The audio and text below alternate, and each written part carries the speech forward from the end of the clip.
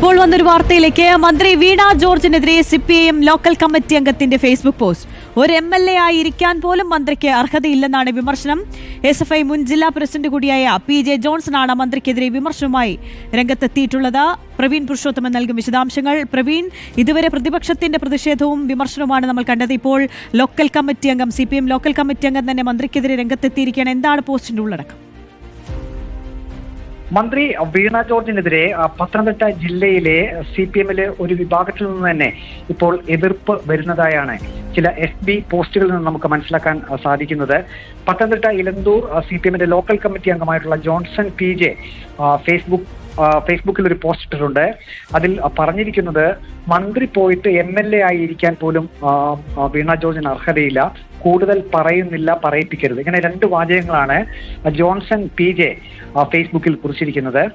അതുപോലെ തന്നെ വീണ ജോർജിനെതിരെ വിമർശനവുമായി CPIM ഒരു ഏരിയ കമ്മിറ്റി അംഗത്തിന്റെ ഫേസ്ബുക്ക് പോസ്റ്റ് വന്നിട്ടുണ്ട്. അത് കുറച്ചുകൂടി ഗൗരവമാണ്. കാരണം CWC മുൻ ചെയർമാൻ കൂടിയായിട്ടുള്ള അഡ്വക്കേറ്റ് N രാജീവ് ആണ് ഫേസ്ബുക്കിൽ വീണ ജോർജിനെതിരെ ഒരു കുറിപ്പ് ഇപ്പോൾ പോസ്റ്റ് ചെയ്തിരിക്കുന്നത്.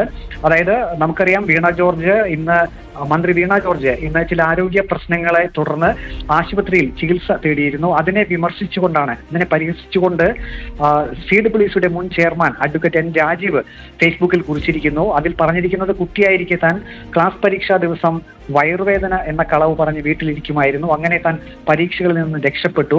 ഇവിടെ ചോദ്യങ്ങളിൽ നിന്നും എന്ന ഒരു സൂചനയോടുകൂടിയുള്ള കുറിപ്പാണ് N രാജീവ് ഇപ്പോൾ ഫേസ്ബുക്കിൽ കുറിച്ചിരിക്കുന്നത്. മന്ത്രി വീണ ജോർജ് ആശുപത്രിയിൽ ചികിത്സ തേടിയതിനെയാണ് CPIM ഇരുവിപേരൂർ ഏരിയ കമ്മിറ്റി അംഗം കൂടിയായിട്ടുള്ള രാജീവ് പരിഹസിച്ചുകൊണ്ട് പോസ്റ്റ് ചെയ്തിരിക്കുന്നത്.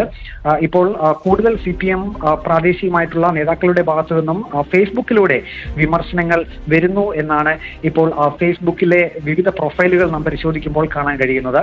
മന്ത്രി വീണ ജോർജിനെതിരെ CPIM പ്രാദേശിക നേതാക്കൾ ഇപ്പോൾ രംഗത്തെത്തിയിരിക്കുകയാണ്. ഫേസ്ബുക്ക് പോസ്റ്റുമായി പ്രവീൺ പുരുഷോത്തമനാണ് വിശദാംശങ്ങൾ നൽകിയത്.